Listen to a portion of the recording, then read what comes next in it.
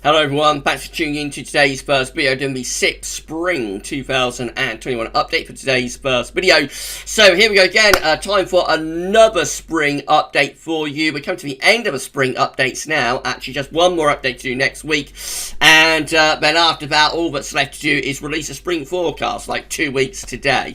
So we are coming towards the end of another season of updates. So I hope you've enjoyed these spring updates that we've been doing for you since the beginning of January.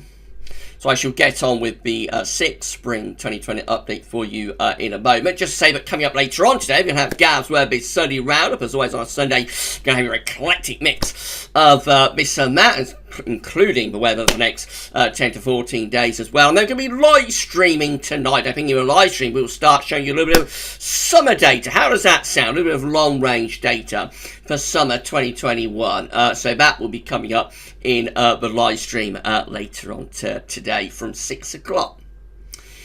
Thank you so much to Richard for the amazing spring 2021 updates gift and Fluffy the Bunny. Thank you so much for Richard's Fluffy the Bunny. People have been asking me how Fluffy is getting on.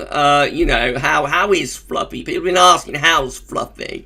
I think Fluffy is okay, but Richard can let everybody know in the comments later how Fluffy is doing. But thank you so much to Richard and also to Fluffy for becoming GavsWeatherVids mascot. You're only going to see Fluffy once more next week, I think.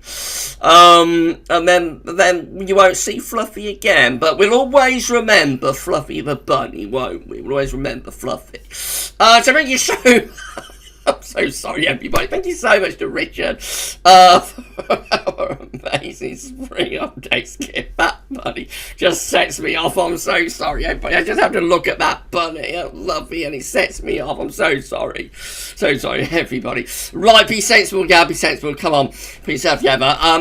Right, so thank you so much to Richard for and also to Fluffy as well. Thank you to Shryan, my good friend Shryan Bruin, for getting all of the years together for us for this update. Thank you so much to Shryan for doing that. This video will be placed on my spring updates page with a written summary, probably tomorrow, and that'll be at GavsWeatherVids.com, of course.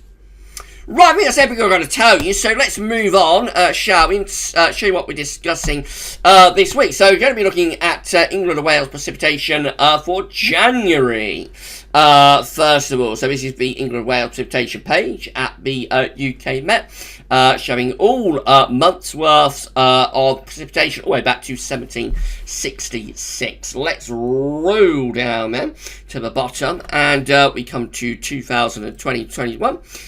Whoops, there we go. Can we get back working? Is that going to work? Is the highlights working? I don't know. There you go.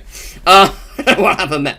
Right, so this is 2021, just here, and we see that January's England and Wales precipitation came out at 144.2 millimetres. A very wet January indeed. That places January 2021 within the top 20 wettest Januaries on record for England and Wales precipitation. It follows a very wet December as well there, by the way. So, very simply, what we're going to be looking at for this update is springs following the top 20 wettest Januaries. So let's do the countdown then. At number 20, we've got 1986. This is how spring 1986 is looking very wet with deep low pressure over and to the west of the country, bringing in quite a strong westerly flow as well. So that is a wet and unsettled and quite cool spring.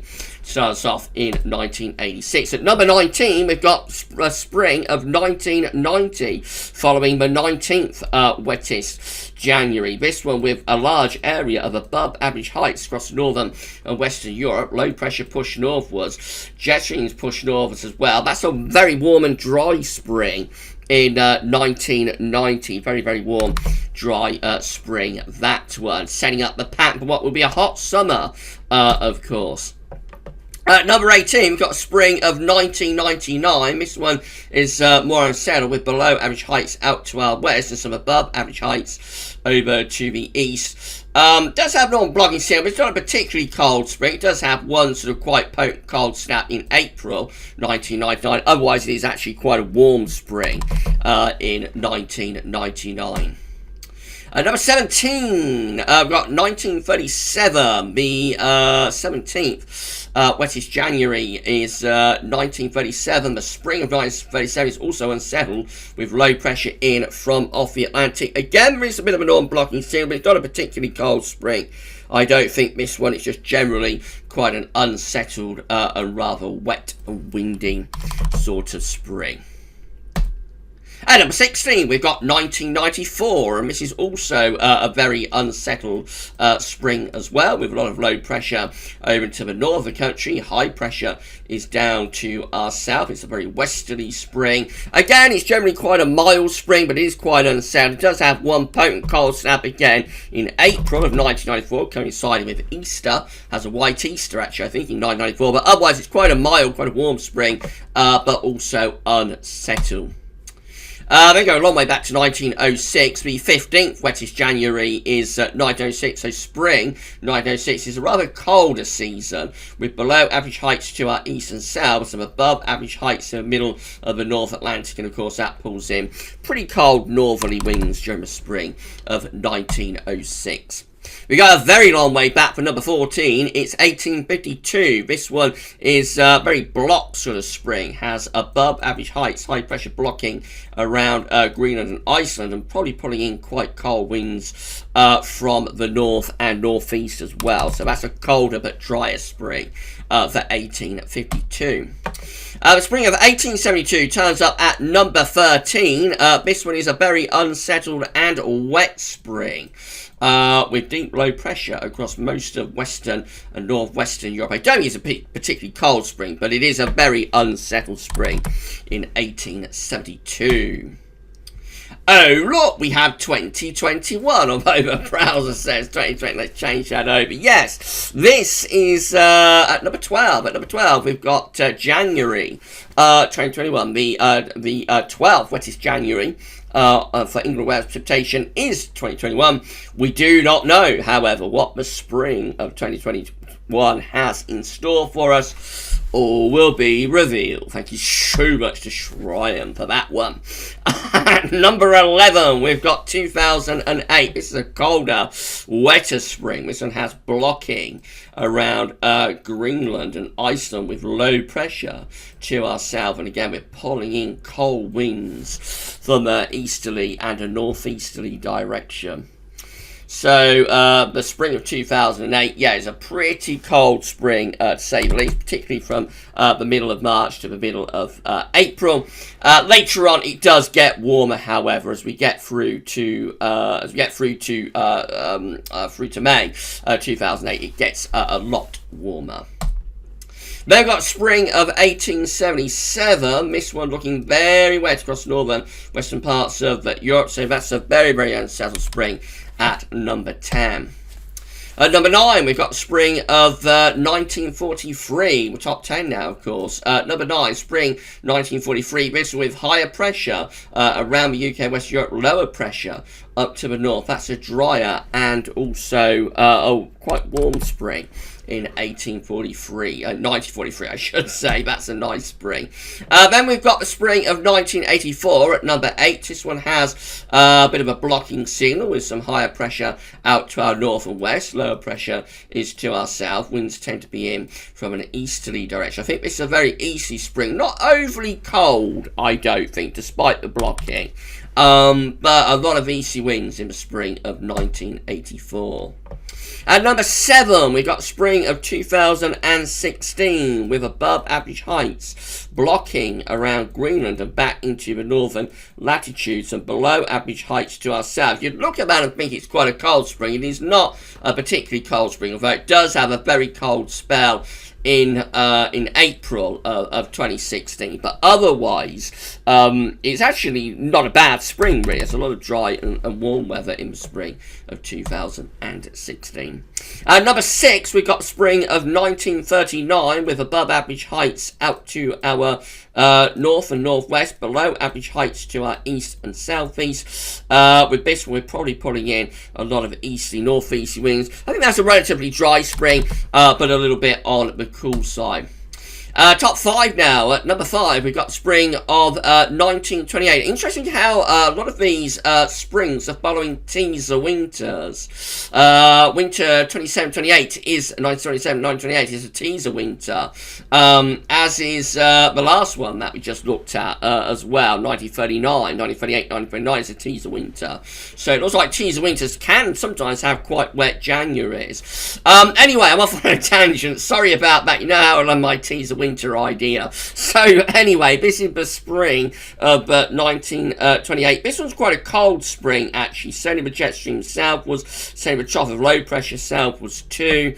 And it has blocking around Greenland as well. So probably pulling in quite a lot of the easy winds. That's quite a coldish spring in 1928.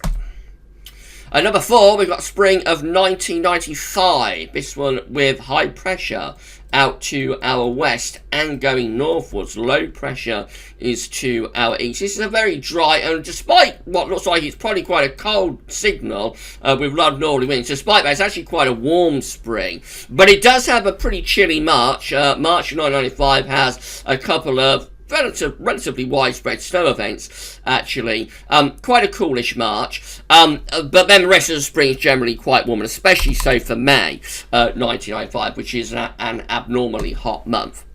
Number 3, top 3 now, we've got 1988, so the third wettest January on record is indeed January 1988. Spring 1988 is actually quite chilly, with higher pressure to the northwest, lower pressure to our south and east. After a very, very mild winter, exceptionally mild winter for 87, 88, actually the spring of 1988 is quite cold, particularly so in April, which does have quite a chilly spell.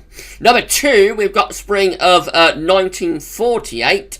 So this one is just quite dry and warm, really, with high pressure across much of northern and west Europe, low pressure up to the northwest. Jet stream push north as well. It's a bad summer in 1948, but the spring of 1948 actually delivers most of the warm weather. So we have summer in spring, and then it all goes down the pan for the summer itself in 1948. And then at number 1, the wettest January on record is 2014. Absolutely phenomenally wet January and stormy winter, of course, of 2013-2014, horrendous winter for rain and for storms. The spring, though, of 2014 is actually a warm, dry spring with a lot of high pressure sitting to our south and east. All of the low pressure from the winter is shoved up to Greenland, and overall it's just quite a dryish and relatively warm sort of spring in 2014, following the wettest January on record for England and Wales precipitation.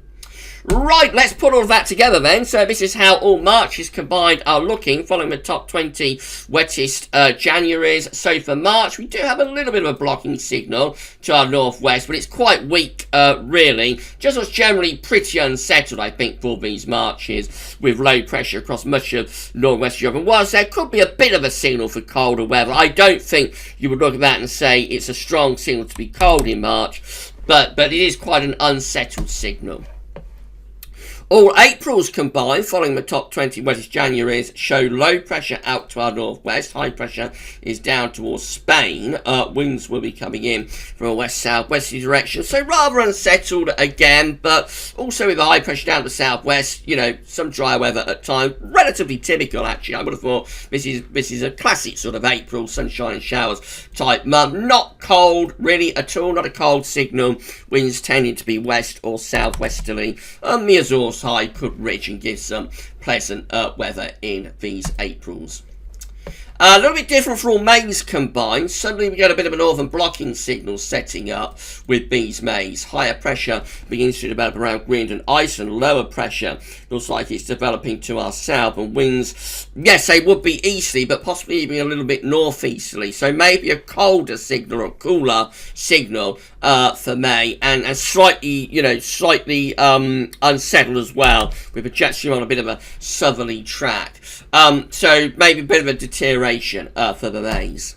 All springs combined following the top 20 wettest Januaries look like this. Quite an unsettled signal with lower pressure through much of northern and western Europe. Some blocking towards Greenland, not a great deal, and it's mainly down to what's happening in May. I think we say these springs are relatively unsettled and changeable, but often quite mild, I would have thought. Maybe a bit of a cooler signal for May. If we narrow things down, just look at the years post 1950. Finally, this is how all Marches combined are looking, following the top 20 wettest Mays, just with the years after 1950. It's still unsettled. Low pressure tends to be over and to the west of the UK. High pressure around the Azores. Winds in from the west. It's probably a relatively mild signal for these Marches, but quite unsettled, quite wet. No northern blocking, so no sign of any particularly cold weather with most of these Mays. But yes, most of these Marches, I should say. But yes, they could be quite unsettled.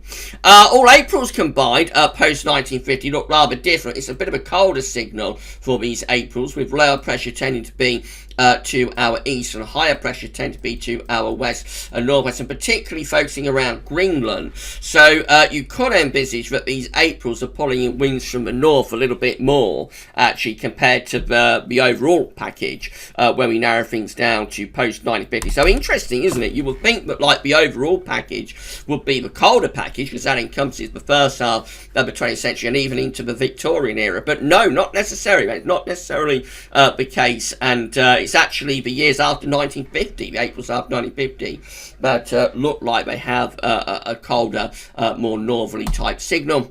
And then all Mays combined post 1950 look like that. So lower pressure to our west. We raise the heights around Scandinavia a little bit to the north, but I think this is more of an easterly type signal, which is very typical, actually, very typical for May. A lot of easterly winds occurring in the month of May, of course, our most easterly month. Could be rather unsettled, maybe a bit thundery of that low pressure to the south-southwest. So I'd envisage quite a warm sort of signal for these Mays, but potentially a little bit on the thundery side with this low pressure to our south and southwest engaging with those warm easterly or southerly winds. And then this how all springs combined are looking, following the top 20 wettest Januaries on record. It is an unsettled signal with low pressure across much of northern and western Europe. High pressure is away in the Atlantic. We know that each month is very variable, so March looks wet and windy, relatively mild. April potentially a little bit colder with more of a northerly type influence, and then May probably warm, very warm even, potentially with those Mays, and maybe a bit thundery though, especially for more southern parts of the country. So a mixed sort of spring. No signal for anything dramatically cold, though. I think that does come through quite clearly with both sets of analogues here. There's not a signal for anything dramatically cold, just rather mixed and, relatively mild, really, through most of this. Right, if you enjoyed the 6th Spring 2021 update, please can you smash the like button. Let us know in the comments what you think. Make sure you subscribe to our channel to be able to see future weather content. Thank you so much for doing that. And don't forget to tell your friends, family, everybody else to subscribe as well. Thank you so much for doing it. And on my behalf, and on Fluffy's behalf, let me just say that that's the end of the video. we will, me and Fluffy will have this video posted on the spring updates page, and there'll be a written summary that goes with it as well at GavsWeatherVids.com, and we're going to get that up for you. Me and Fluffy will get it up for you tomorrow, I would have thought, on the spring updates page at GavsWeatherVids. The 7th spring update next week is going, I'm not sure what we're going to look at. We've not looked at the QBO yet, so we'll probably have to do something on the QBO, and if we can, it might be a story, if we can, it would be nice to do something for February. as well. And then that's it. That's the last update, and all that remains after that is to bring the spring 2021 forecast to you 2 weeks today on Sunday, 28th of February. And after that, spring updates will be done, and the long-range bandwagon will roll on to summer, of course. We never stop at GavsWeatherVids. Right, so that's it then. I'm going to be back later on with GavsWeatherVids Sunday Roundup. You'll be able to see that one just after lunch, and we'll be live streaming after 6 o'clock, or at 6 o'clock. And I think in the live stream, as well as looking at like 12Z and see if there's any sign of a return of colder weather, I think we'll also have a look at a little bit of long-range data for this one. Did you know that Sundays live streams tend to be more towards longer range? Haven't looked at anything particularly long range for a little while, so I think we may have a look at some longer range stuff tomorrow, possibly or later today at 6 o'clock. It's tomorrow when I'm recording the video, but not tomorrow when you're watching it. It's later on today when you're watching it. So yeah, I think we'll look at some longer range stuff, probably CFS and Beijing Climate Centre.